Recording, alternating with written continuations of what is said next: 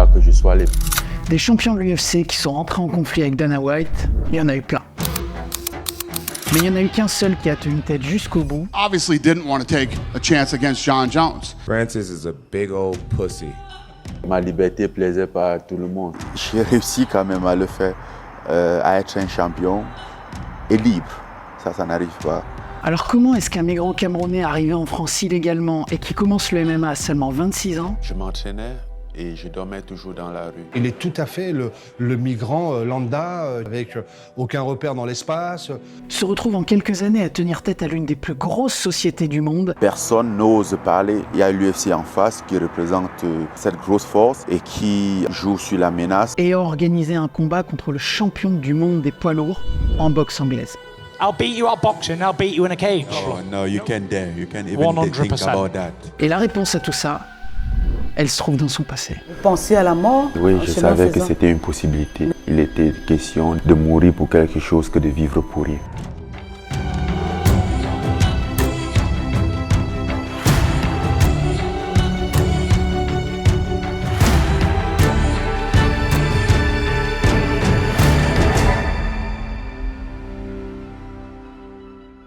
Je dormais dans la rue et parfois, c'était au mois de juin, il faisait encore froid et les gens, je voyais des gens parfois qui discutaient avec moi et qui se lamentaient un peu sur mon sort.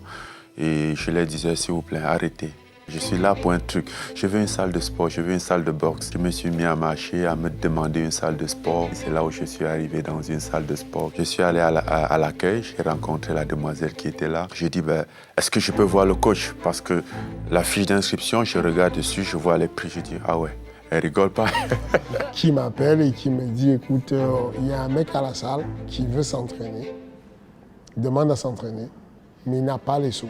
Je me suis rendu compte que c'était un Camerounais. On a très vite établi une relation très détendue.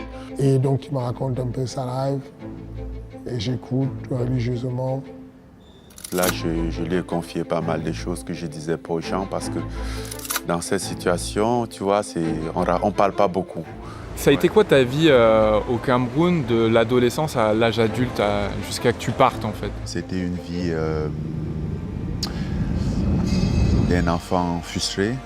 J'ai été issu d'une famille très pauvre et ça fait que déjà à l'âge de 10 ans, on était un peu obligé de se mener dans des activités, travailler. Je crois à l'âge de 9 ans, on s'est trouvé forcé à faire des travaux physiques très, très difficiles, dont notamment le sable. Je faisais toute la chaîne, déplacer, retirer dans l'eau ou creuser dans des montagnes. Je faisais tout ça. Tu as fait ça pendant combien de temps? Oh, presque toute une vie. Ouais, jusqu'à ce que j'avais 22 ans. Au bout d'un moment, j'en avais marre de cette vie. Une vie pas animée, pas ambitieuse. Et moi, ça me faisait peur. Depuis tout petit, j'ai toujours eu un rêve, c'était de faire des sports de combat. I grew up idolizing Mike Tyson. I grew up just knowing Mike Tyson as the face of boxing. C'était à l'âge de 13 ans que j'en ai tiré ma révélation que ça devait être de la boxe. Et c'est en ce moment qu'on a failli m'interner. Les gens ils disaient que j'étais fou, que j'avais perdu la tête. Personne n'était d'accord avec moi. On me disait, mais il faut que tu descendes ton échelle. Vu la réalité, elle est là. Francis comprend vite que s'il veut pouvoir vivre de sa passion, il va devoir quitter son pays. Ça m'a quand même permis de frapper la main sur la table et de dire, OK, là, c'est parti, je me lance. Et l'endroit où il pense qu'il a ses chances, c'est en Europe. Je suis parti de Douala un 3 avril 2012. C'est le jour où je fais ma porte, je claque et voilà, je laisse tout. Qui vous a encouragé à faire ça? Personne ne m'a encouragé dans cette initiative et heureusement, parce que si ça avait été là, si quelqu'un m'avait encouragé dans ça, je l'aurais tenu responsable des souffrances, de l'enfer que j'ai vécu. Et puis je lui ai dit, pas de souci, désolé pour toutes ces galères. Bienvenue à la maison. Et lui, il m'a ouvert la salle, il a dit, bon, t'es le bienvenu ici, tout ce que tu veux. Tiens, si tu veux te doucher, tu peux te doucher là. Si tu veux dormir, tu peux dormir là en attendant. Mais au départ, l'objectif de Francis, c'était absolument pas le MMA. Il a pour rêve de faire de la boxe. Pour moi, c'était la boxe. La boxe, le corps à corps, d'homme à homme, face à face. Il veut faire la boxe anglaise. Je lui dis, la boxe anglaise, c'est long. Le temps d'avoir ta licence, c'est compliqué. Je vois la précarité sur laquelle il est, j'ai envie de lui trouver un ascenseur social. Et donc je lui dis, je pense que tu iras très très vite avec le MMA. Tu fais le MMA, dans 3 ans tu es millionnaire. J'en avais rien à foutre au fait, parce que là, c'était pas mon truc.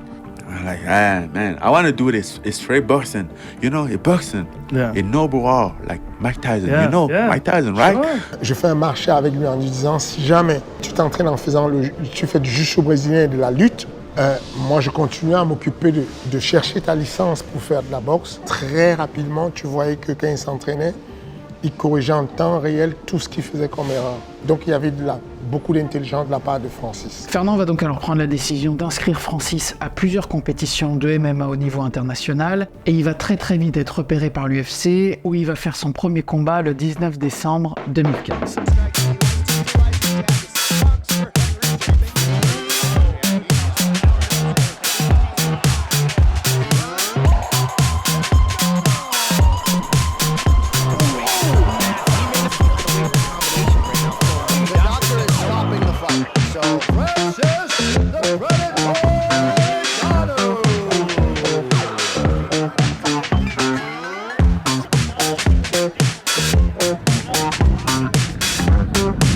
How did you escape? What did you do?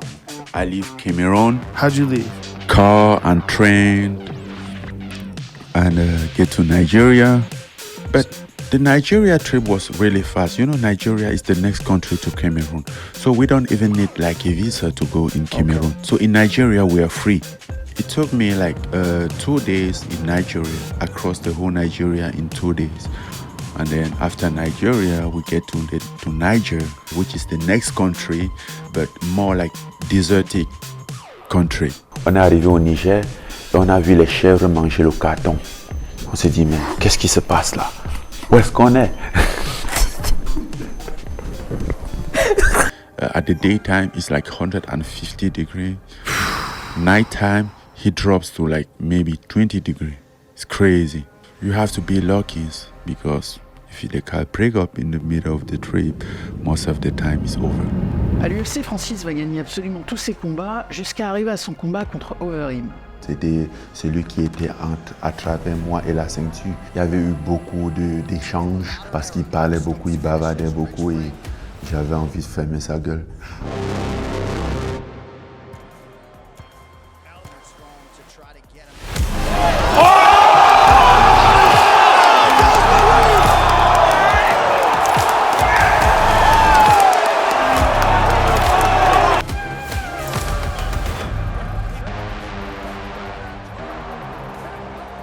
Et suite à cette victoire, Francis va se voir proposer une chance pour le titre contre l'actuel champion du monde des poids lourds, Stipe Miocic. Mais comme pour son parcours vers l'Europe, plus il va avancer vers son objectif, et plus ça va être compliqué. What was Morocco like?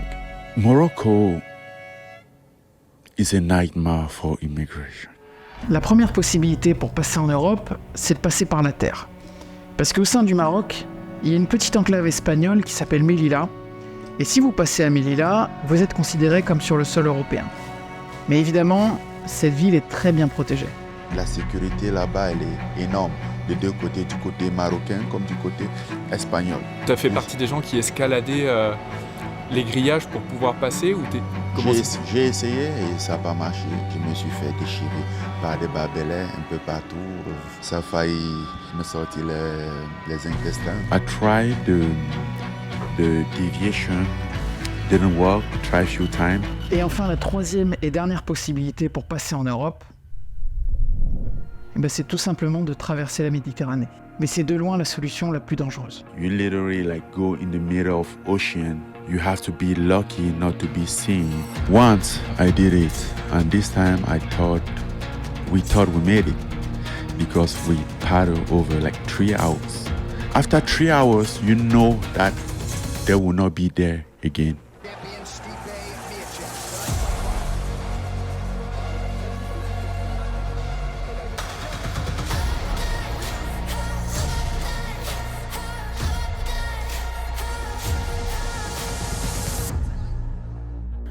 Then this army boat from Morocco, I don't know where they came from. They was just passing by like a big, massive ship. They just come in front of us, we kind of like lost. We don't know where we were going anymore. This thing was just in front of us, like we are blind. We can't see anything anymore. We don't even know the direction. And we waited until they come take us. Man, that day I was pissed off. Because you were close. I was close, this close. Like you see your life, you see your dream turn to nothing like that. You go back to hell. Après sa défaite contre Stipe Miocic, Francis va de nouveau perdre contre Derek Lewis et va prendre la décision de quitter son entraîneur pour aller s'entraîner aux États-Unis. Qu'est-ce qui s'est passé par la suite pour que ça se complique entre Francis Ngannou et moi? Non, c'est des histoires humaines. Est-ce qu'il a un ego surdimensionné? Je dis oui. Francis Ngannou a bel et bien pris la grosse tête. J'ai eu une année très difficile en 2018 et il y a eu des gens qui ont douté de moi et j'ai entendu même d'autres dire que c'était la fin, voilà.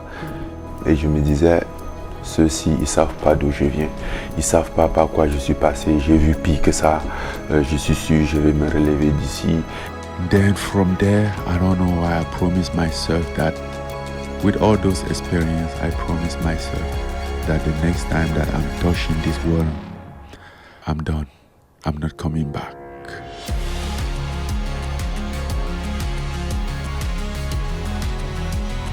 Francis is definitely next. I mean, you can't jump over Francis. Francis has been out there destroying everybody. He's worked his way back.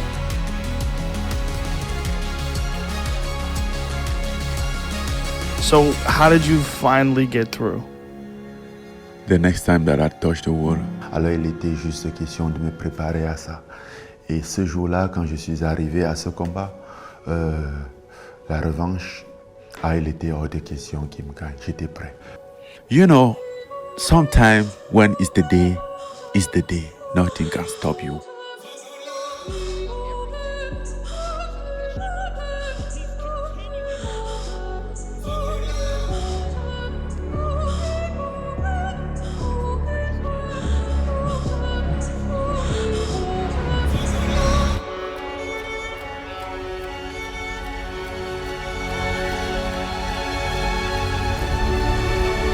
After a few moments, I didn't realize how long was that. We saw an helicopter flying on top of us and it was kind of like turning around. So now this is the decision to take. Either we call the Red Cross and use the helicopter to tell them exactly where we are, or either the Moroccan who saw that and figured out there's something going on and come here. Get here first. So I'm like telling my guy, call the Red Cross.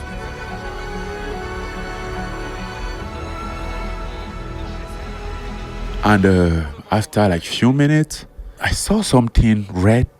I'm like, that might be it. I think that's them. Okay, maybe. Keep paddling. I'm like, let's go, guys, let's go. After like few minutes, yes, there is.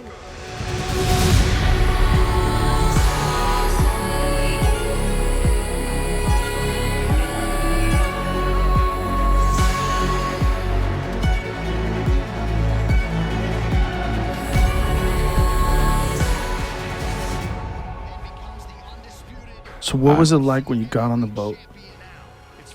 J'étais assis là et ça m'a percuté. He was April 3rd and I left Cameroon April 3rd, 1 year ago. Wow. Et très vite, je me suis dit, c'est pas un hasard, il y a quelque chose. Il y a quelque chose de spécial dans ma vie. Et je pense que c'est la raison pour laquelle j'ai jamais renoncé. Once you're in Spain, did they let you go? Not yet. Not yet. Not yet. This journey is not over yet. It's not over. Oh, the mental part of the journey is coming. They bring you to this center. But man, this is like a harsh prison. It's crazy. They just want to break you down mentally. You go crazy in there. You're just like, okay, I think I was good being in the forest in Morocco. At least I was free. T'es champion ici quand t'as déjà la chaîne au cou. dès le moment où j'ai commencé à vouloir quelque chose de mieux pour moi, à refuser, à re-signer un contrat et peut-être achever le contrat auquel j'avais en cours, les choses ont été très compliquées. Juste après sa victoire contre Stipe Miocic, Francis est toujours lié contractuellement à l'UFC pour un combat. J'étais forcé à signer un contrat parce que je recevais des pressions, la pression financière. J'aurais pu signer ce contrat il y a 2 ans, j'aurais pu signer ce contrat il y a 1 an. J'aurais pu avoir beaucoup plus d'argent que j'ai eu ces dernières années. J'aurais pu signer ce contrat il y a 1 mois, tu vois. Donc, il y a eu toujours beaucoup d'argent. Mais après ça, quelles sont les conditions? Et les conditions qu'il demande ne le concernent pas seulement lui, mais concernent tous les combattants de l'UFC. Je vois en longueur de journée des petits combattants qui débutent et qui ont des faibles salaires, n'arrivent pas à se soigner proprement. Et du coup, c'est quelque chose qui est très difficile et qui fait mal au cœur de voir ça. J'ai vu des combattants qui recevaient des factures de $2000 parce qu'ils ne sont pas dans la période de combat, donc du coup, ils ne sont pas couverts. Ouais. À partir de ce moment, on fait quoi? Peu importe, il était en salle, il s'entraînait dans le même but, mais il n'est pas couvert. Ce combattant, il touche $12 000, il combat 2-3 fois par an à peine, il paye les coachs, il paye tout. Au final, il a du mal à vivre. Il vit en colocation avec des amis et pour certains, ils sont obligés d'avoir un boulot à côté. Ouais.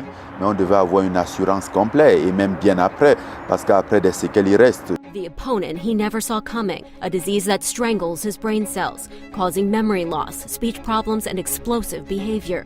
In 2012, doctors diagnosed him with degenerative dementia, a type of CTE.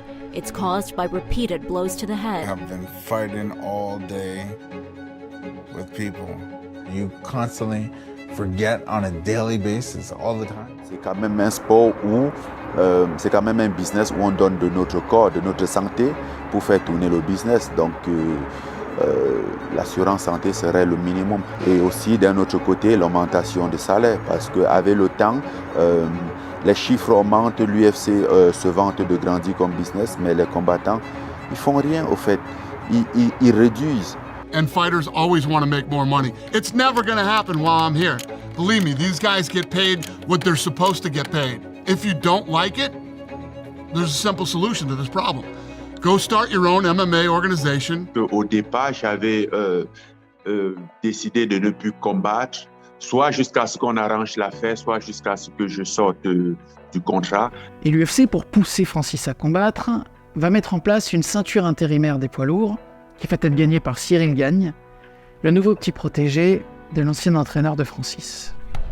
Et donc Francis ne va pas avoir le choix, il va devoir tout jouer sur ce combat. Tu mets tapis. Tu joues tout sur ce combat-là, dans le sens où si tu t'imposes, bah alors là, pour le coup, tu auras écarté celui qui est vu comme le plus gros danger à ta ceinture. Et en plus, par rapport à l'UFC et ta situation contractuelle, là, tu resteras champion et tu auras définitivement toutes les cartes en main.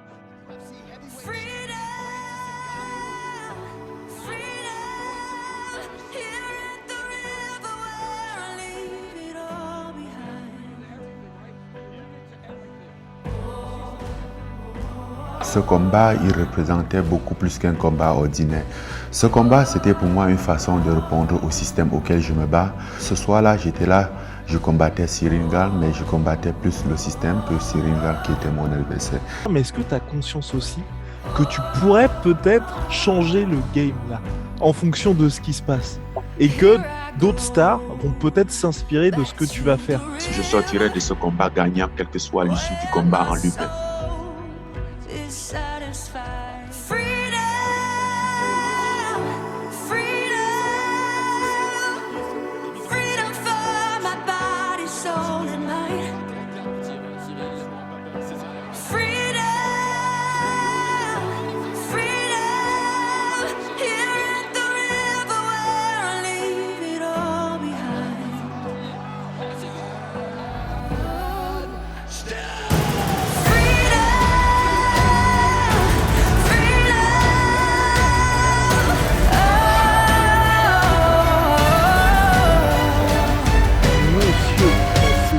Ngannou qui est un homme libre. Comment est-ce que tu te sens en tant qu'homme libre? Je me sens très bien. J'ai l'habitude d'aller au bout de ce que je veux, quel que soit le sacrifice et l'enjeu. Je me bats toujours pour arriver au bout. Peut-être je vais pas arriver, mais je lâche pas. And that's how we finally make it in Spain. And after 2 months, they free us. And I went in Paris.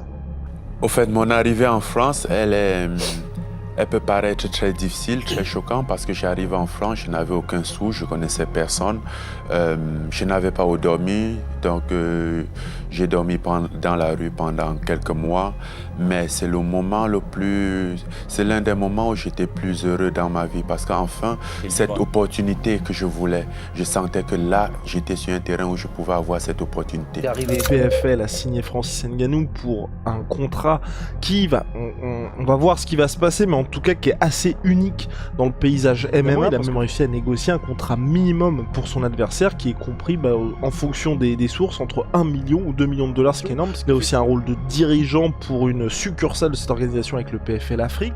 L'idée étant de donner à ces jeunes l'opportunité de pratiquer le sport, de pouvoir rêver tout en étant dans une structure comme ce qu'eux ils voient à la télé, parce que ça c'est un élément très important. Si moi par exemple j'avais eu cette opportunité au Cameroun, je n'aurais pas eu besoin de risquer ma vie. Francis Ngannou, ancien champion des poids lourds de l'UFC, qui fera face pour son premier combat professionnel de boxe, rendez-vous compte, il fera face à Tyson Fury, qui est champion WBC, qui est invaincu après 34 apparitions sur un ring de boxe anglaise. Grosso modo, la plupart des observateurs disent Francis, quand il va affronter Tyson Fury, ça va mal se passer pour Francis. C'est l'histoire de ma vie. Depuis le début, je ne me souviens pas d'un seul jour où j'ai pris une initiative et que les gens ont dit « Ah oui, Francis, il va cartonner ». Quand j'ai dit « Je veux faire la boxe », j'étais au Cameroun. « Ah oui, mais il faut oublier ». J'ai prouvé que je pouvais faire la boxe. Je suis devenu champion. Quand j'ai dit « Je devais prendre ma liberté », j'aime pas la façon où je suis traité. On a dit « Ah oui, mais tu ne peux pas combattre le système ». On dirait que j'ai l'air de donner tort aux gens. Et d'ailleurs, c'est quoi le pire? Moi, le problème, aujourd'hui, j'ai pas peur de tomber, j'ai pas peur de perdre, j'ai peur de ne pas essayer. Vous savez, quand tu as un rêve qui n'est pas accompli, c'est acceptable à partir du moment où vous avez essayé avant de ne pas réussir. Mais si vous n'essayez pas, là, je pense que le regret et la culpabilité peuvent vous ronger plus que l'échec de ce rêve. It's something magical, right? I grew up just know Mike Tyson as a face of boxing, and I get to the point that my first boxing match, the guy in my corner, the guy that, I was in the gym with him training and was having those same sensation, like, is this real, right? This Mike Tyson, right? And he was talking like, go again. And I'm like, this is Mike Tyson on my corner for my first boxing match. This is real. Just live the dream.